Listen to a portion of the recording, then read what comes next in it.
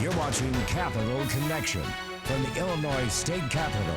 Welcome back. We're now joined by the Policy Director for the Children and Family Justice Center in Chicago, Stephanie Coleman, who's here to discuss the assault weapons ban legislation that is making its way through the Capitol and will be voted on, most likely, during the lame duck session to start in early January. Stephanie, thank you so much for joining us today. Thanks for having me. So this has been a long talked about piece of legislation. This debate around an assault weapons ban goes back decades here in the Capitol, but the debate really heating up again now since July 4th with the Highland Park shooting. We have this legislation now, and I wonder this is obviously a wide-ranging legislation. It covers a lot of different topics outside of just an assault weapons ban. From your perspective, where do you stand on this legislation, and is it airtight? Is it a good starting point? What are your thoughts? Well, the idea of banning assault weapons in Illinois is certainly an idea that is long overdue. As you mentioned, it's been discussed in the Capitol for decades. Unfortunately, no progress was made. And during that time, a lot of assault weapons and extended magazines have really proliferated throughout the state. The assault weapons ban and extended magazine ban that was federal was keeping those dangerous weapons out of large public distribution until about 2004. And since that time, the state of Illinois really hasn't acted to prevent these from coming into broad circulation. The problem that we have now is that because they have proliferated, I estimate there's about 10 million items that would become felony contraband in the state of Illinois that people are currently possessing, and this bill would criminalize with very heavy penalties. And so in my opinion, I think there are a lot of tools that the state could use to stop the manufacture, stop the sale, stop people from profiting from these weapons and accessories, which are very dangerous, without creating new harms for families and communities by going with a criminalization route rather than other tools it has available. This is an interesting approach from the legislature for so long now. We've heard from Democrats especially that anything with criminal penalty increases is a non-starter. That was a big part of the SAFETY Act negotiations. That was a big part of all of the pillars with from the Legislative Black Caucus from a couple of years ago. To have this included, obviously this is in reaction to a mass shooting that happened in Highland Park in the summer. But are you surprised to see this include those criminal penalty enhancements when this has been a policy from Democrats in this building for so long? I frankly was shocked, and I actually think that a lot of people who support the concept of an assault weapons ban, which the majority of the public does, are also surprised and not actually very pleased to find out that that is part of this legislation currently, including, I think, some legislators who believed that, perhaps this was targeting a rare type of weapon or a rare type of accessory, that these penalties might have been very narrowly drawn, or perhaps didn't know about the penalty provisions at all when they were first introduced to the concept. And so I think, Illinois has made a lot of progress after, decades of politicians running on yearly penalty raising, without doing anything, bills that were increasing criminalization. They haven't rolled back any of those currently existing penalties that are on the books. And in the meantime, save for cannabis, but with the rest of the sentencing work that the General Assembly still has ahead of it to address, the idea that it would be piling on a huge penalty bill that doesn't seem, it's not talked about as a penalty bill. And I think that's really causing people to be misled. If this provision were removed, it could be talked again, I think, as a gun safety bill. And again, that's something that I think enjoys a lot broader support in the caucuses. Do you believe this is as easy as taking that provision out, or does it have to be replaced with something that explicitly states something else? When you're playing the game of trying to keep everything balanced in this building, it can get pretty complicated, and there's a lot of chain reactions that can happen in these negotiations. Right. Well, the political horse trading is not really my forte.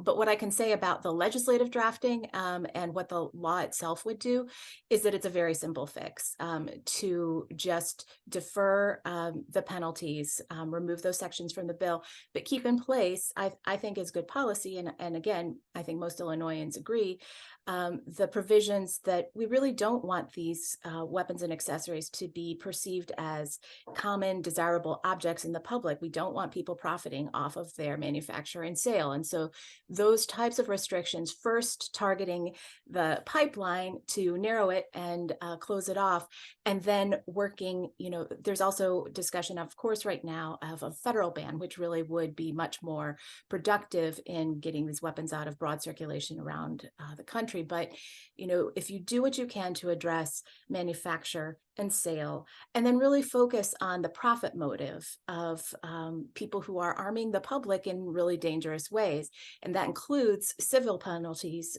there could be more done there in order to expand liability for people who are selling dangerous weapons to the public. So when you talk about narrowing that pipeline specifically, do you feel like this bill goes far enough in that regard, or is this something that is a shortcoming as well, from your perspective? Well, I think it's the first step, right? There are definitely many things that could be done, including, as I mentioned, civil penalties for manufacture and sale, broader state level remedies for those things. But I think first you have to stop them from being manufactured in the state. And there really isn't another way around that and sold than regulating gun dealers, which had we done this 2 decades ago, right? Maybe we could be in a position to say, let's get these out of individual private possession, because we would be dealing with a far fewer number. But with 750,000 assault rifles in circulation in the state of Illinois and 9 million extended magazines, I mean, this is just a phenomenal load of hardware to get out of the hands of people who have it in their homes already. Is it realistic with a lot of these criminal penalty discussions especially, it's often the highlight of these discussions is how it impacts poor communities, how it impacts different races especially. I can only imagine that could also have a similar effect if these criminal penalties are put in place in this way, that it would end up having disproportionate outcomes based on those factors. That's exactly right. And it actually, gun possession offenses, and again, this is possession, not gun violence, but possession arrests and penalties are already the most racially disproportionate in the state. And that comes because of geographic differences in enforcement. It comes because of policing differences of different neighborhoods, including by race, and who police are stopping, who they're searching, who they're finding weapons on. That's not to say that there aren't plenty of white people who aren't complying with current gun laws, but when they don't comply, oftentimes those that non-compliance is never discovered by law enforcement, or when it is sort of shrugged off with a lower penalty. It's not pursued like it often is in urban areas, particularly Cook County, but also other urban areas around the state, where people are receiving very heavy criminal penalties for possessing a gun without a license. And the problem with that is that it's not actually reducing gun violence to focus on that as the primary mechanism of either enforcement. Solving shooting crimes would actually do a lot more than trying to do these broad suppression patrols like we see in the city of Chicago, where people are being stopped on a very frequent basis and searched. So this is not a very good tool to use in the first place. That disparity will only increase with a bill like this. There was testimony from the pro-gun lobbyists in a recent hearing saying, we just won't comply, right? Our members, if you pass this law, and they speak primarily for white, middle-class gun owners. Now, they would dispute that perhaps, but that is their traditional base. And around the state, where people of that profile have a lot of political power, they elect prosecutors who don't enforce the law in the way that it already exists. And so, again, you're having this massive divergence in Illinois about who's getting laws enforced against them, that where you live and the color of your skin really are driving outcomes, and that affects safety around the state. The gun control debate in particular obviously is happening, like we have already talked about, nationwide, and the assault weapons ban idea is being tossed around at the federal level as well. Illinois has to kind of be creative in the way that if they're going to pass it at just an individual state level, because there's obviously other states around Illinois where people could just drive over and get guns or traffic them back into the state. And do you believe that just on a single state passing a legislation like this, it can be effective in any way? And obviously not as effective as a federal ban, but do you feel like this can be effective if passed the right way? I do. And the reason is that the harder you make it to get weapons, the fewer people get weapons. Particularly people who are in emotional distress, whether that's anger, fear, or, suicidal thoughts and feelings, those things tend to happen in an impulsive way.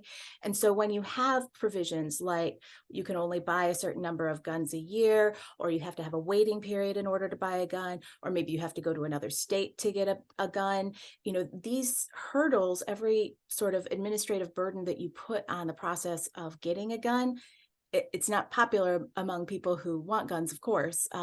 But when you put those on, fewer people, you have a chance to think about your decision. Do I really want this? Maybe I was mad at my neighbor yesterday, but 30 days later, I don't feel like I need to get a gun anymore, or I found another way to resolve the safety issue that I was feeling. And people also have longer time to prepare for safe storage, things like that. So it's really important to put hurdles on obtaining weapons. Assault rifles and extended magazines, in my view, just should never have been something that the public had in common use. But the unfortunate fact is that it does. And so I don't know what the resolution of those legal challenges, which of course will happen, will be in this environment. But I do think that it's important to try, because if you don't have an expectation that these ought not be in the public, and if the government isn't communicating, right, the state of Illinois has a massive microphone that it could be using to tell citizens, here's why this is more dangerous than another type of rifle. You should not buy this. You should buy this other, if you're going to buy a rifle for hunting, buy this type, not this type. These are public health messages that we've done with drunk driving, with smoking, with seatbelts. There's no reason that the state couldn't be doing these types of messages with guns, other than there has to be political will. Democrats feel like they have this really good window to pass this bill right now with lame duck session coming up. It loses the vote thresholds that were needed in veto session, the 3/5 votes instead of the simple majority. Now a simple majority would be all they need in the lame duck session. But it also takes that political pressure that comes with a controversial vote like this away from new members that are starting at the start of the new session, and puts it on maybe some exiting members, people who are leaving, who may believe in this specific type of legislation, but may be swayed by that political pressure. But this is 6 months removed now from the Highland Park shooting. There's been 3 hearings over the past, throughout December to discuss this legislation, and we've had it on the books since the very end of veto session when Representative Bob Morgan filed this bill. Not talking about the political pressure of all of this, but are you worried that this could be rushed? There is this window that they feel like they can pass this legislation, and obviously you've pointed out several problems. Are you worried they're going to rush this through and it could have some issues in this legislation? Well, I think that this issue is extremely important and urgent and serious. And it's hard to balance those competing priorities because they are competing sometimes, right? It's important for the state to act with speed, but it's also important for the state to get it right. And unfortunately, yes, while there have been hearings, that's only happened in the last, couple of weeks. It's only happened in one committee in one chamber.